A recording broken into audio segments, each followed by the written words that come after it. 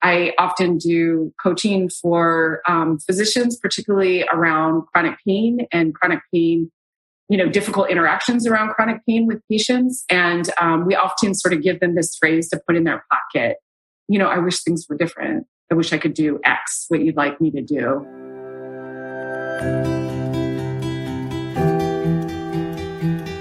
Welcome to the Health Pilots podcast, presented by the Center for Care Innovations.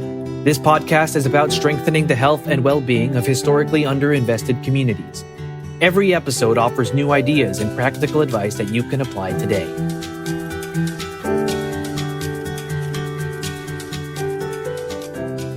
This episode is adapted from a recent webinar. Enjoy. For anyone who's not yet familiar with CCI, the Center for Care Innovations, we cultivate innovation within organizations, delivering care and services to low-income community members by helping to spark, seed, and spread innovation and best practices in safety net organizations. My name is Alexis Walensky. I am one of the program managers at CCI. Again, today's topic is going to be practicing empathic communication, and we're thrilled to be joined by Elizabeth Morrison. Elizabeth is an expert trainer in empathic communication and motivational interviewing and has extensive experience working in federally qualified health centers. So with that, I'll turn it over to you, Elizabeth. Thank you, Alexis. Hi, everybody. So I wanted to just talk for a minute about empathic communication. So the premise that underlies everything we're going to talk about today is that empathy is healing and judgment is harmful. And when I say harmful, I mean really harmful. It actually is, it harms our health, it harms our mental health, causes us to heal slower, it causes us to drink more, it causes us to gain weight. It causes a stress cortisol response when we feel judged. And often I talk about judgment being in the category of bias, implicit and explicit bias, as well as stigma, which is, how we might talk about judgment in the mental health field. There's that language around stigmatized conditions. And those are all kind of a cluster of negative beliefs and attitudes that all of us have because we're all human. And we've been the recipient of as well. We're sort of on both sides of those. And empathy is at the other end. So it's sort of a seesaw. And typically the more judgmental we're feeling, the less empathy we're feeling for the person in front of us, and vice versa. The more empathy we're feeling, the less judgment we feel. So the research on this, I think as a spiritual principle, it's like the place that I connect with it really deeply and where I have spent most of my personal and professional life sort of deeply interested in this. There is this sort of deeper spiritual aspect, I feel. There is very, very solid research on this as well that I want to talk a little bit about. The power of conveying empathy, because feeling empathy is one thing, and then being able to communicate it effectively is a different thing. So there are sort of two categories of that. And there can be difficulties in us getting to the place of feeling empathy, like bias and judgments and being in a hurry and being tired. There's all kinds of things that make it difficult to access our empathy when we're mad at people. It's difficult to feel empathy for them. It's why we can say mean things to people when we're angry. And so there's one piece about getting to that point. And then there's a second part that when we have it, when we're feeling it, how can we most effectively communicate it? And that's really what we're going to talk about today. And what we talked about last time was two specific strategies around that. And today we're going to talk about two more specific strategies, because there's nothing I feel like that is more sort of heartbreaking, even, and I feel compassion for myself when I'm in this position. And then when I see other people, I feel like, where there's a lot of empathy in our hearts for somebody, and yet we sort of miss communicating it in an effective way. So the person in front of us doesn't feel it. And in fact, they might feel the opposite, and so it was just like, ships passing, it just didn't meet. And when it is conveyed accurately, when people are able to really communicate this to another, it is incredibly powerful. There is almost 100 years now of research on the impact of empathy on health outcomes. And that was started by Carl Rogers, who's actually in the mental health field, a psychiatrist who did very, very rigorous research on empathy and its impact on patients getting better. And now in the last 20, 25 years, the great majority of research has actually been done in the medical field. So we have just this plethora of fascinating research around, when empathy is effectively communicated, around the impact on people's efforts toward weight loss, on alcohol use, on depression, on self-reported pain measures, on common cold symptoms, the duration and the frequency. You can almost go down every health condition that we talk about a lot in the helping professions and see that there's some research on the influence and impact of empathy from another, and in particular, empathy from helping professionals.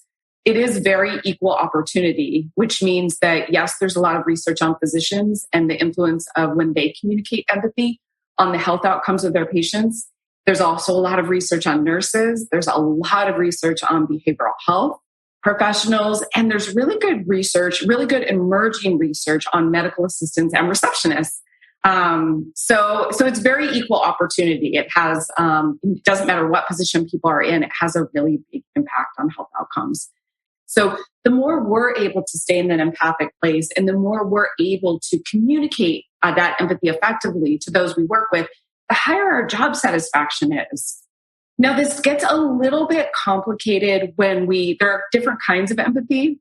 There's affective empathy, which is when we actually feel what other people are feeling. And that is not correlated with job satisfaction. In fact, that's actually correlated to burnout. So if you're one of those people that thought, I do not want to hear, any more talk about more empathy. I have too much empathy and that is what is burning me out. That's a very particular kind of empathy. And the kind of empathy where we're talking about is sometimes called perspective taking. It's sometimes called cognitive empathy. It's really when we are imagining how another might feel as opposed to, feeling exactly what somebody else is feeling, which can feel really overwhelming. And then it has, of course, a really big impact on patient and client experience. In fact, when we look at patient and client experience, it's actually always in the top 1, 2, or 3 at the, very, very minimum. It's right at the top in terms of what people feel like is important. Even in the emergency room, where you would think the biggest thing is like how long the wait is and how responsive. And, you would think that wouldn't be the most major concern. It's number 1 in the emergency room. So it has a huge impact. And many of us, I think, are working in our organizations to really increase the supports for empathic communication within our organizations. And I think many of us have seen some pretty big leaps in patient experience as well. So this piece about why does it have such a big impact on healthcare outcomes? It's really fascinating. And it looks like there's 3 different and distinct drivers. And the first one is that when we feel like somebody is caring about us, we increase our self-disclosures.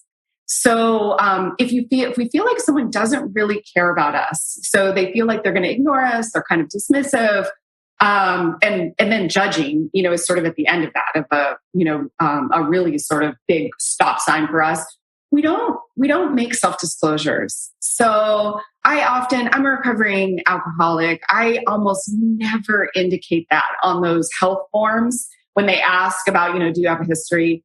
I almost never indicate it because I almost never feel like somebody cares in that moment. Like I'm in the waiting room, it's like it's a dentist's office. I haven't been there. Nobody smiled when I came in. I'm pretty sure they don't read these forms. So that's not necessarily feeling like people will judge me. That's more feeling like, I feel like it's going to be ignored. And I don't want to disclose anything meaningful that's going to be ignored. I just got the ACE screening questions at my own clinic where I see patients with a brand new MA who didn't know that I'm actually the staff therapist, didn't know that. And so I got a little window into, almost like a secret shopper. And I did not answer any of the ACE questions, honestly. Because she left her mask on. I couldn't see her face. So there was no way for me to register any smiling or any empathy. And the way she was asking them, I just thought, no, I don't think, So you can see that, in fact, when you think about the people that you do self-disclose to or the helping professionals in your lives that you feel like you can share honestly with, it's typically the people that you feel care about you. And it doesn't have to be established over a long period of time.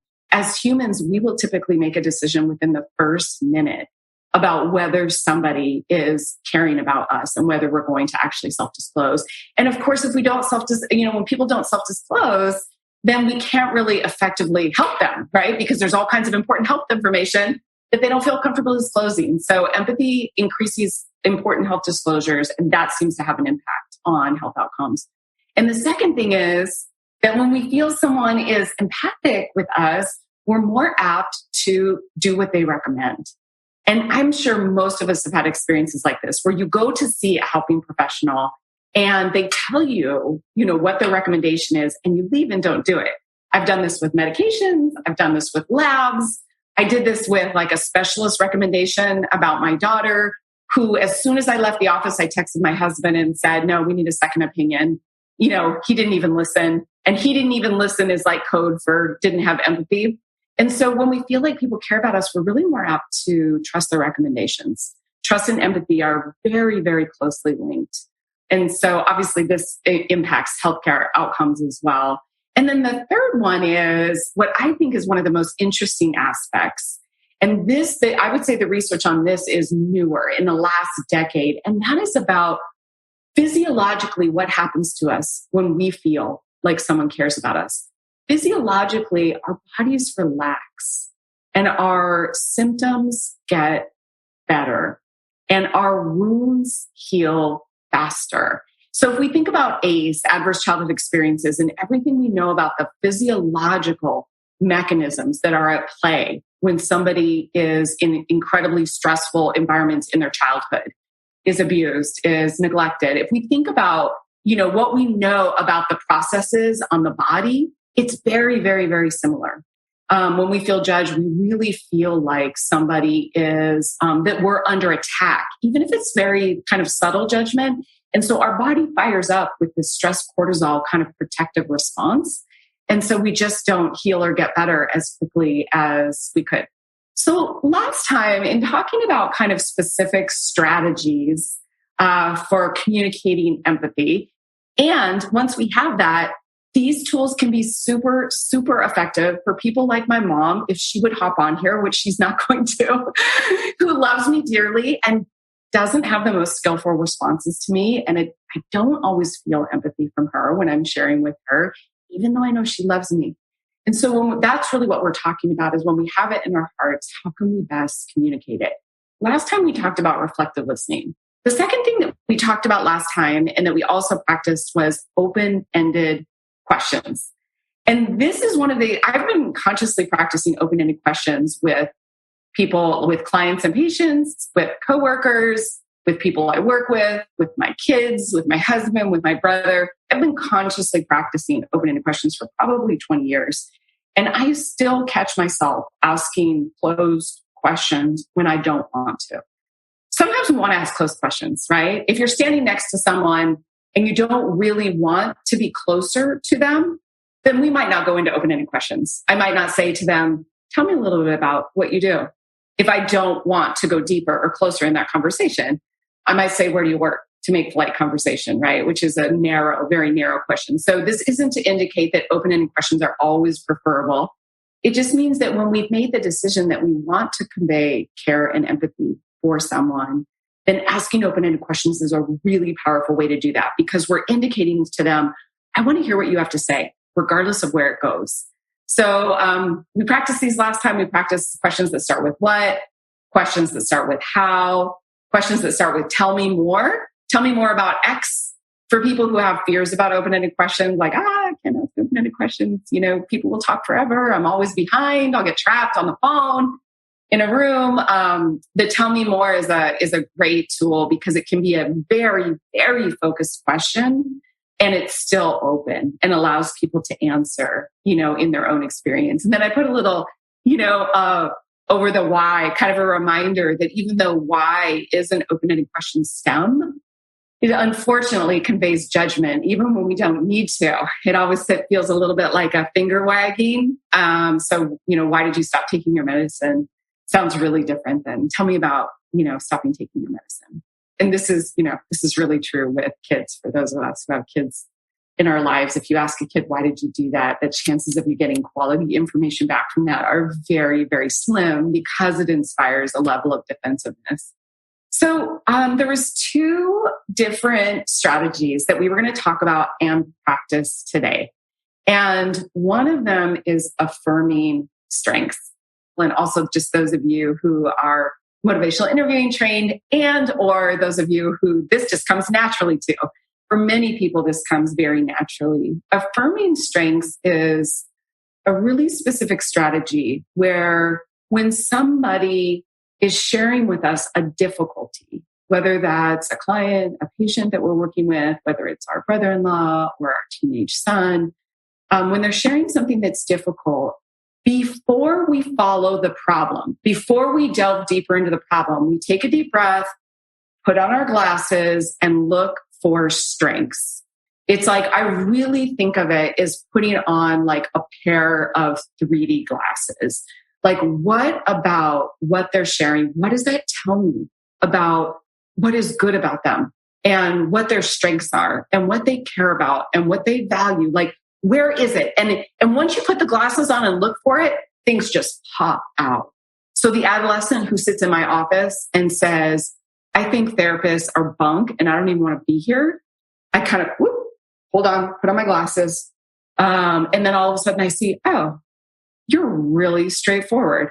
I really appreciate your honesty. You didn't have to say that. You didn't have to tell me exactly how you were feeling. So thank you.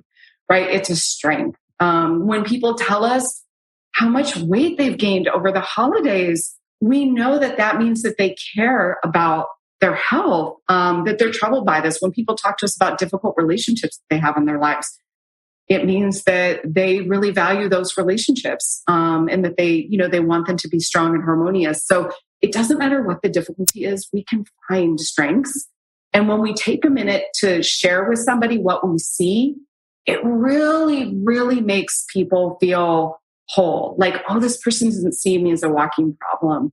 I'm already feeling a little bit like that. Maybe I'm already feeling a little down about myself around this. And this person sees me as good, capable, whole. So a lot of often affirming strengths, these are stems that are common. We don't have to use these. These are just common stems. Is we might say, I'm so impressed by blank, right? I'm so impressed by how hard you are trying to cook more healthy meals for your family. I know you feel like that you haven't been successful. I'm just impressed at how much you've tried and stayed on this, right? I'm inspired by how open you are with the difficulties about your relationship with your adult children. I think this is really hard for many people to talk about, and I'm really inspired by the fact that you're just laying it out there, to share with others. I use this one quite often when I'm listening to someone and I put my glasses on. I'll say, I can hear how much, how important this is to you. I can hear how much you care about this. I can hear how much excitement you have in your voice about this. I can hear how deeply you've worked towards this, or something, to that effect. So these are common stems. I'm going to do a quick demonstration with Wes from CCI. A quick demonstration, just so you know, we don't have a script, and I actually don't know what Wes is going to say. And I was telling the CCI team right before this webinar started that I always get a little nervous about demonstrations because I think it's really important not to practice or script anything, because none of us are doing that in real life. And there's always like this chance that I'll go a different direction or do something like that feels really unskillful. And that's totally okay. That does happen to me in real life. So I just wanted to tell you that we didn't work this out beforehand or anything. So I'm going to ask Wes an open-ended question about something that he has been struggling with, that he feels comfortable sharing with me about on this webinar in front of all of you. So Wes, if you can share with me something that might have been difficult for you lately, that would be great. Yes. So in light of everything that's been going on with the pandemic, I hear this idea of like just getting mixed messages. I mean, from external folks, from even within my own family, about what to do, what not to do. I live here at home with my fiance, and we have an 11-year-old who's transitioning into junior high.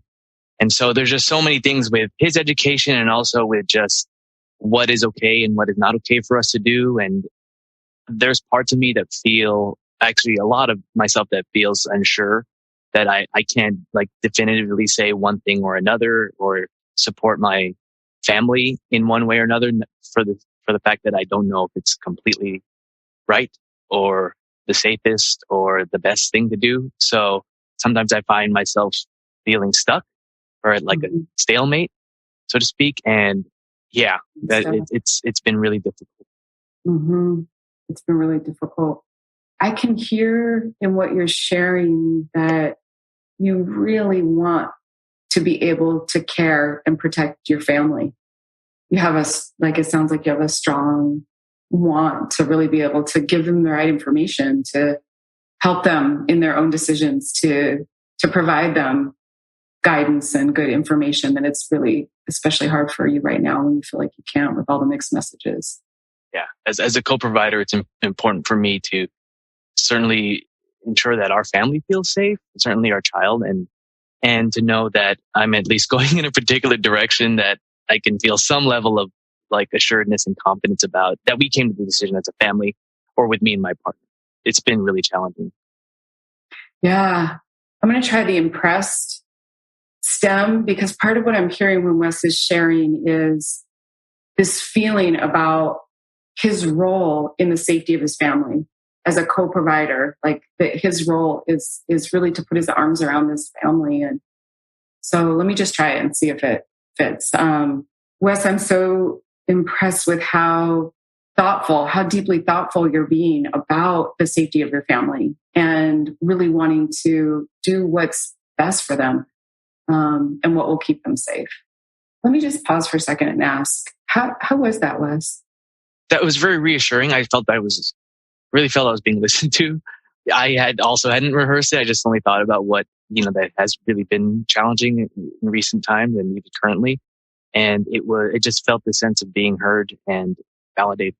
Good. I'm so glad. If I had said to Wes, well, let me tell you where I'm getting my information because I really trust this source. Have you tried just logging into the public health text alerts and things like that? I feel like I just do that and I don't look at any of the other news and I just stick to that. What about something like that? It would have come off as something I'd probably heard, like another thing that I've probably heard from others. Yeah.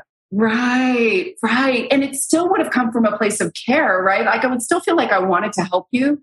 There's something though about trying to solve the problem that doesn't feel caring, even though it comes from that place, because Wes would have probably been like, yeah.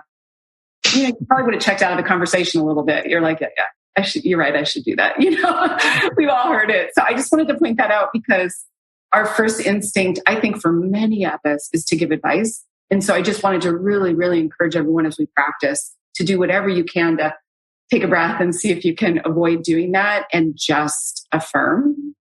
So the second thing that we're going to talk about, and even while I was just thinking this through and talking with the CCI team about this, I was thinking, this is such a huge topic. So I just want to put it out there and say this is a huge, complex topic.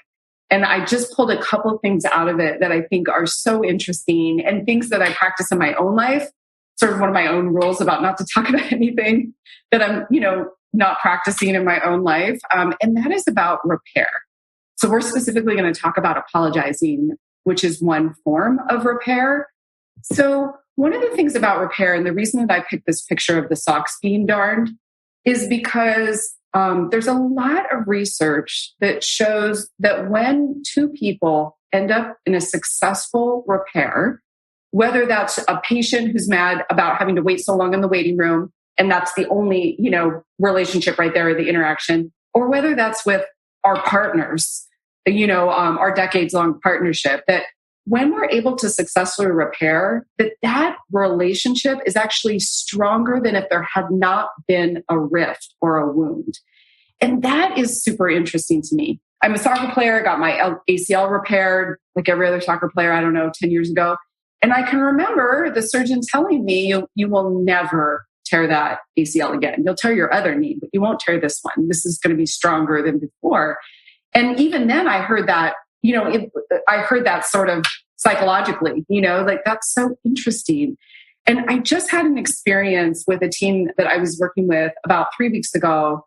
It was only the second time I've met them. One of them shared a difficult clinical situation. And I thought we were doing clinical supervision. And I didn't take time to affirm. And I went into a little bit of kind of problem solving. And I could tell right away I missed the mark. Like she was not, it was not what she wanted or needed. And And I got nervous about repairing right then and I didn't. And then when we hung up, I just felt like, I have to repair. I barely know her. And I sent her an email and we picked up the phone and I said to her, really quickly, I could see I missed the mark. I'm really sorry.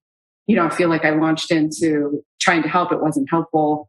And I said to her, I'm kind of hoping this is one of those micro tears where our relationship gets stronger as a result at the end of it. And she said to me, oh yeah, I totally dig scars. We're definitely going to be stronger as a result of that.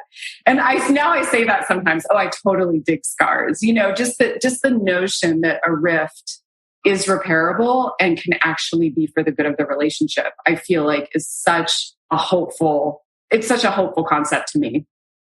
So I wanted to talk, there's a ton of research about apologies and repairing, specifically in the helping professions. So in therapy relationships, in the healthcare field, there's a bunch. In fact, there's an excellent book directed at physicians called The Power of Apology that I worked for years with the CMO who bought it for everybody in the whole organization. Everybody in addition to the physicians, that is just amazing and kind of a great summary of some of the research. I just want to kind of clarify definitions right now, which is an apology is when we say we're sorry for something we did. A regret, which is also an apology, it's a particular kind of apology where we might not have done this. So if we think about, we all work in organizations that don't do right sometimes by the people that, that we're trying to help, or that someone, unintended on our end, felt harmed, wounded, they waited too long, nobody called them back, they felt judged at their appointments. And so often we're in the position of needing to repair that wound, and we didn't actually specifically do the harm. So we're speaking on behalf of the organization. And this is really this piece of regret where we can say, I'm so sorry you didn't get a call back. And then the third one is wishes. There's a whole canon of research on wishes, which is really interesting. And that's really that phrase, I wish things were different. When we're talking to someone, when there's nothing we can do to make it better, we can't actually make amends or get them seen quicker, or, we can't make it right that they weren't called back twice in a row, or that their medication never made it for refills. To be able to say to, somebody, I wish this hadn't happened. I wish I could do something about this. I wish this were different. I often do coaching for physicians, particularly around chronic pain, difficult interactions around chronic pain with patients. And we often sort of give them this phrase to put in their pocket. I wish things were different. I wish I could do X, what you'd like me to do. So these are just, again, not scripted in any way. That I know that's not helpful, just to give some sort of examples and put some words to this. And the one thing that I will say about apologizing is that we all grew up differently around apologizing. Some of us grew up in families where there was no apologizing. It was like someone got the silent treatment for a week and then it never happened, and then you just go back. So, this kind of just sweeping it under the rug or punishing. I say this to my daughter sometimes. You're punishing with silence, but no apologies. Some of us might have grown up with a lot of over apologizing. This often is where women get raised to sort of say, oh, I'm so sorry. Oh, I'm so sorry. Like someone sticks their foot out and trips me. And I'm like, I'm so sorry. Sometimes we grew up where every time we apologized, there was no way to graciously accept it. It was like, well, why did you even do it? Where we sort of get punished for apologizing. So the only reason I share that is that often we carry that into adulthood, in our adult relationships and in our professional roles as helpers, where all of the different struggles we might have had or conditioning we might have had around apologizing kind of comes into our relationships. And that's really why I wanted to talk about it today, because it is such a rich area and it is so deeply important in terms of being able to feel willing to engage in it, wanting to engage in it, not being scared of it, getting out of that, like it's admitting fault and what does that mean? That sort of covering your butt kind of thing, and being able to have some words where we can feel like we can do it skillfully. So just as a quick note, in case put it under like all of the things, that you probably know, because we've all been on the other end of apologies, is it needs to include an acknowledgement. Something happens. It's an acknowledgement. Empathy. So a lot of times that's conveyed by tone. So someone has to believe that we're sorry, and amends when it fits. All of us have been on the other end of these. These are like the ones that feel terrible. I'm sorry you feel that way. I'm sorry, but incongruent tone, over apologizing. So all of these are sort of like pitfalls if we can try to avoid them. And then I'm wanting to, let me just then practice for a minute with Wes, again, on something that we didn't practice. Let me do a quick practice and let's then open up for discussion about this. So I'm going to practice affirming strengths. So again, the same practice with different content. So I'm going to ask Wes to share, let me just say directly to Wes. Wes, can you share a little bit about your current relationship with apologizing, what that's like for you? Hold on. That was a stacked question, just so you know, where you asked 2 questions. Are you close with your family? Are you close with your dad? So let me start again and just do 1 question. Wes, can you tell me a little bit about your relationship with apologizing? If I just reflect on a recent time where I feel like I felt the need, I needed to apologize. Now I think in my age, I feel I won't apologize until I sincerely mean it. I think about recently when I just sort of like snapped and blew up at my partner verbally, and sort of my first step in knowing that, hey, this is my apology, was simply just simmer down, really, like for self, like I'll just stop or turn away, walk away. I don't necessarily see that as an apology, but I know at least for a fact that it's leading to there, or at least that's my indication of what I want to get off communicating to my partner, that I'm making steps toward an apology. And only knowing when I'm fully calmed down and have thought it through, do I, come back at a later time with a clearer mind, clearer heart to come back to apologize. But it's sort of in that sense where sometime will have to pass, be it a few hours or even the next day or however many long, to be able to come back and talk about it more at length. I can hear so strongly how important it is to you to be genuine and sincere, and that you just do not want to apologize before you can be in that place. I love that. Yeah, that's important to me. I think, that just what you said about being like really authentic about it and at the right place. And sometimes it comes to the chagrin of my partner because she might not know how I'm feeling, but I just know that for myself, I need the space to process before I can actually come back and speak about it. But I also find some pitfalls in not knowing, sort of giving her the markers as far as where I'm at with regards to that. So we sort of stay silent from one another or angry until I can come forward to apologize, or she shares her part too. So I just wanted to point something out, which is from affirming Wes, I wasn't following any of the content that any of the specific difficulties he was sharing. I just affirmed what I saw as good and strength in him. And just from doing that, then he continued to talk. He wanted to sort of keep talking and dig a little deeper in this. And that's really common, that then people feel like, oh, okay, you're hearing me, and, the way you're hearing me is that I'm a whole person and you're seeing my strengths. And then that makes me want to talk more to you and more deeply. So thanks for being willing to do that today, Wes. Of course.